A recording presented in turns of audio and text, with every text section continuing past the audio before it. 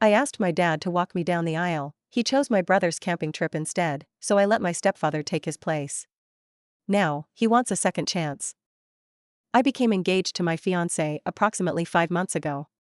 We chose to get married in our garden with just our loved ones, because neither of us wanted a large wedding with lots of guests in a vast location. Our goal was to have a modest, intimate, and private wedding. Since we were getting married on the day of our 4th anniversary, this was a really memorable day for us, who had been together for 4 years. We still had decorators and caterers coming in, so it was obviously not possible to reschedule, despite the little wedding. I was unable to grant my dad's plea to postpone it because of this. I didn't want to because I didn't think it was necessary, more than the fact that I couldn't. My dad wasn't asking me to postpone my wedding because of an urgent matter. My golden child brother was in town and had planned a camping trip for the same weekend, so he wanted me to put it off. I'm not making it up, I promise. This is so ridiculous that I doubt I could ever create it. I couldn't think of a single medical emergency that would require him to wait a week that couldn't be rescheduled. So when my dad called me last week, he said he wouldn't be able to attend my wedding if I held it that weekend because he had a medical emergency. It was a weak excuse. My brother had surprised him with a camping trip, which he had consented to go on, but it happened to fall on my wedding day. I persisted until he finally told the truth. The camping trip was my dad's top priority, but I think it's very clear what the decision should have been. He clarified that he didn't want to miss out on spending time with my brother, who only visits for a few weeks per year. My dad also tried to persuade me that since my wedding wasn't a big occasion, it would be simple to reschedule. He maintained that all I needed to do was talk to the merchants and let a few people know. I made an effort to explain why the wedding date was significant to me, but I soon saw that it was useless. He was going camping with my brother and had already made up his mind. My dad has always given preference to my brother, so I wasn't surprised by this. 3 years older than I am, my brother, 30M, has always been an overachiever. In the meantime, I've been a typical child. Naturally, he received a lot of attention and was constantly complimented, while I frequently felt ignored. He was such a brat with an inflated ego that I was unable to be glad for him. Even though I used to feel jealous of him. He became conceited from all the attention and honestly thought he was a gift from God to humanity. We never got along since he was annoying and behaved like a bully to me. When he left for college, I was relieved. I was in middle school when our parents got divorced. My mom had an affair with one of her college pals, which led to the divorce. My dad agreed to split custody, despite the unpleasant divorce that left everyone bitter. The affair was shocking, not the divorce to be honest. My parents had a constant argument for as long as I can remember. They were never really happy together, even in my fond childhood memories. During family get-togethers or vacations, they simply put on a front for other people. They hardly ever talked or even looked at one another at home. They eventually slept in different rooms.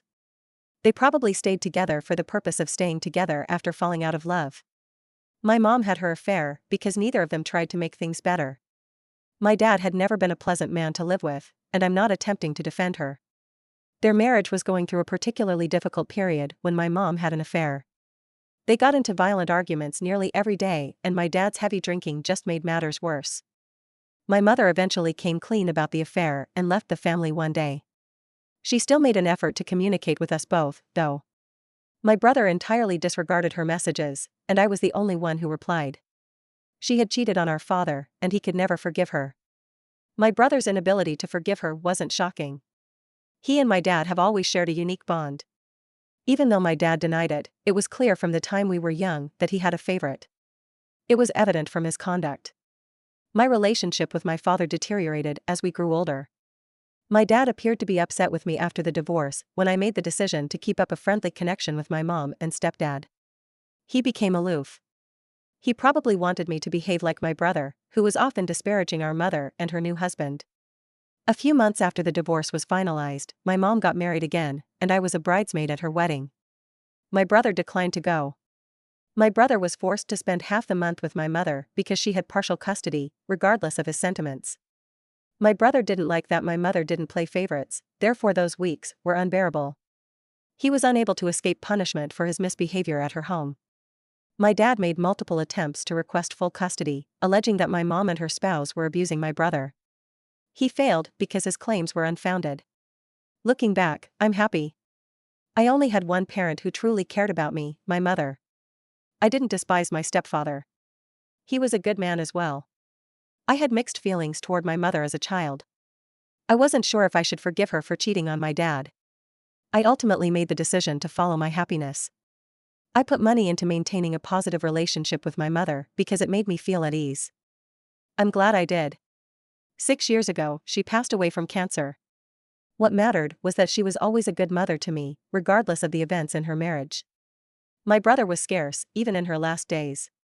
Before she passed away, he did pay her a few visits, which gave her some serenity. My stepdad moved out of state when she passed away, but we continued to communicate. The repercussions of my mother's death. My brother acquired a job in London and moved there around a year after my death. Now he comes to see our dad once a year. I don't talk to my brother anymore. However, my connection with my dad started to become better once my brother moved out and my mom passed away. After finding out about my mom's infidelity, he expressed regret for his lack of warmth for me. He acknowledged that he had acted in ways he wasn't proud of, particularly toward me, since he felt deceived and hurt. He tried to improve our relationship and admitted that he had always given my brother more attention. We've become closer over the last few years, which I never imagined was possible. I asked him to lead me down the aisle at my wedding because I thought things had improved. He concurred. As long as he showed me love and respect, I didn't mind that he was still very close to my brother. The ultimate camping trip. But recent events made it clear to me that as long as my brother was alive, I would never really be a priority. I came to see that my brother's relocation away was the only reason my dad even made an effort to patch things up between us. I become less important when my brother is around.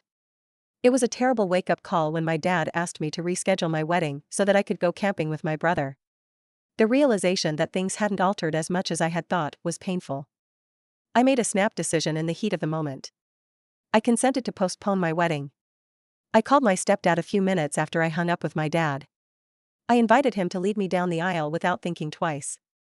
I'll admit that I did at the time was spiteful and motivated by retaliation. But I believed that I was being good for myself by reprimanding my father.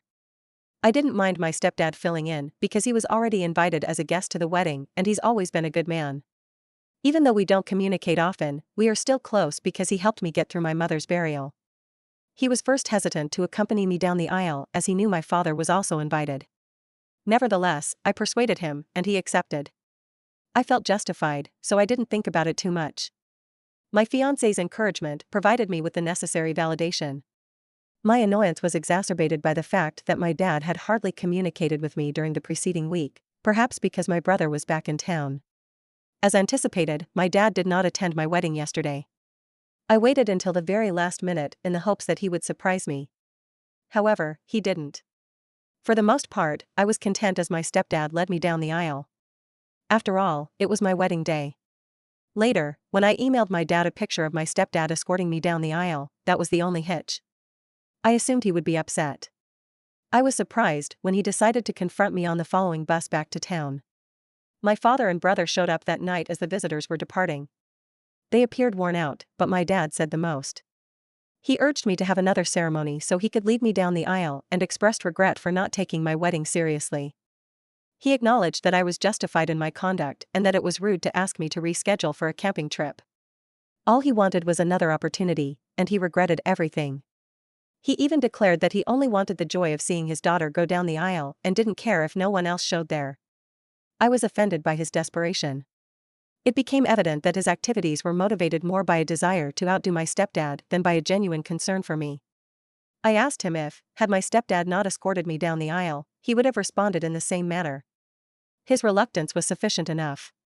I informed him that he had let me down and that I would not be getting married again merely to please him. He blew the opportunity he had. He started crying and pleading for forgiveness when I ordered him to leave. He stated that he regretted everything after seeing the photos and that he had not known I was serious about holding the wedding. He adamantly apologized for not putting me first. He accused me of being callous and overreacting to a single error when I asked him to go once more. The final straw was that. I informed him that I had every right to defend myself at this point if he could treat me badly for the rest of my life without good cause. I reminded him that his actions were the reason behind everything that was happening to him. Unlike him, my stepdad truly cared about me, so I told him I was happy he escorted me down the aisle. Then I left him crying and went back inside. My brother and father were gone when I looked out a while later. Considering I regret what I said now that some time has gone by. Knowing I brought him to tears makes me feel worse. I question whether asking my stepdad to escort me down the aisle and then putting it in my dad's face was too harsh. Revise, I've come to the conclusion that I don't need to apologize after giving it some serious thought. My dad decided to put a camping trip ahead of my wedding. I've been defending his actions my entire life, and I'm sick of it. My dad's actions have no justification, and I am free to choose not to forgive him. I'm sorry for bringing him to tears, but a person can only take so much abuse. Beyond that, I think it's okay to defend your rights, even if doing so causes harm to the other person. I cried a lot during my early and adolescent years due to my dad's treatment of me. I never showed anyone how much it hurt me, not even him. I don't think he would have changed even if he had known. I'm happy that I didn't get in touch with him once more. My husband supports and says it's the appropriate decision after we chatted about it. He wanted this decision to be mine alone, which is why he didn't voice his opinion sooner. I also expressed my guilt to my stepfather for becoming involved in my problems with my father. I even said I was sorry for using him as a means of retaliation. He assured me, though, that it didn't concern him. He knows how much I cherish him, and he felt gratified that I considered him first.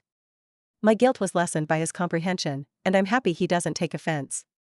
I think it's obvious now to everyone who was upset with me for bringing up my stepdad, he doesn't mind. I don't mind my choice as long as he's cool with it.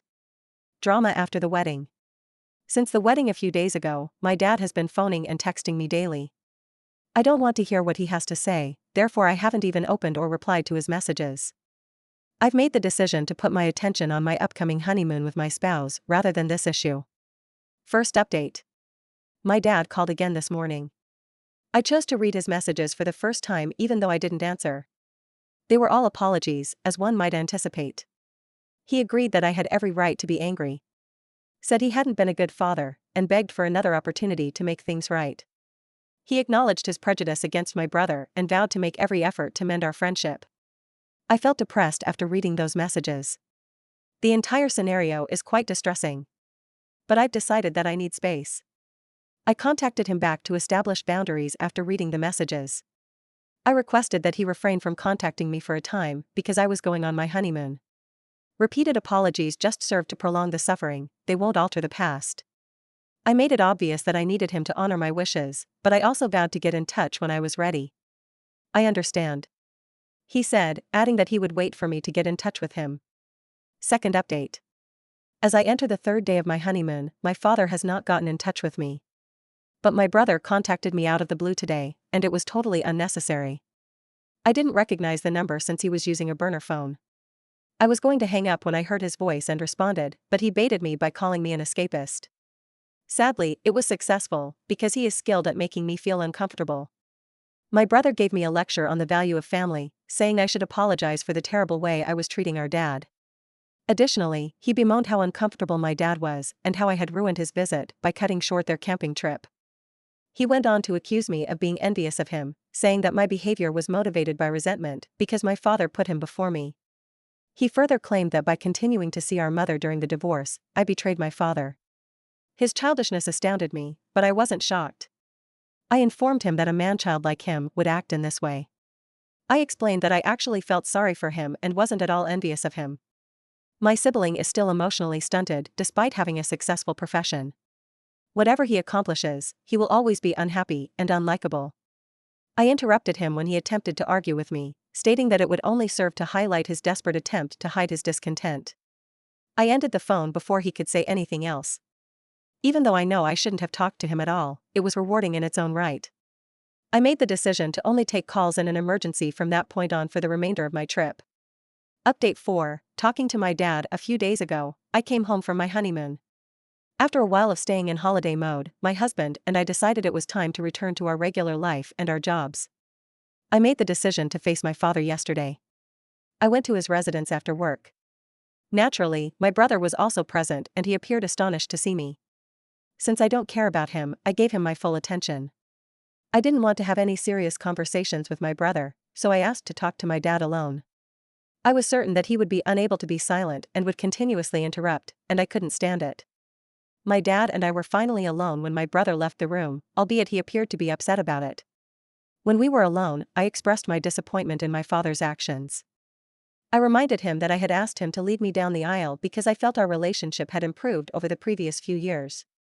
But it became evident what his priorities were when he requested me to reschedule the wedding.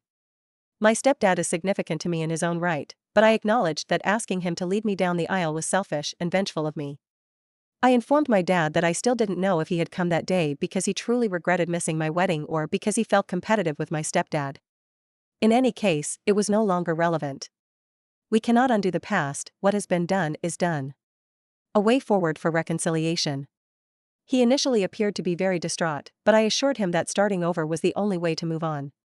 I am aware that a lot of people would anticipate that I would completely cut him out of my life, but in all honesty, I don't want to or can live with that. I know how quickly life can take individuals away because I lost my mother to cancer. I can't ignore the positive times I've had with my father, even with all the negative ones. But I also can't deny the pain he's given me.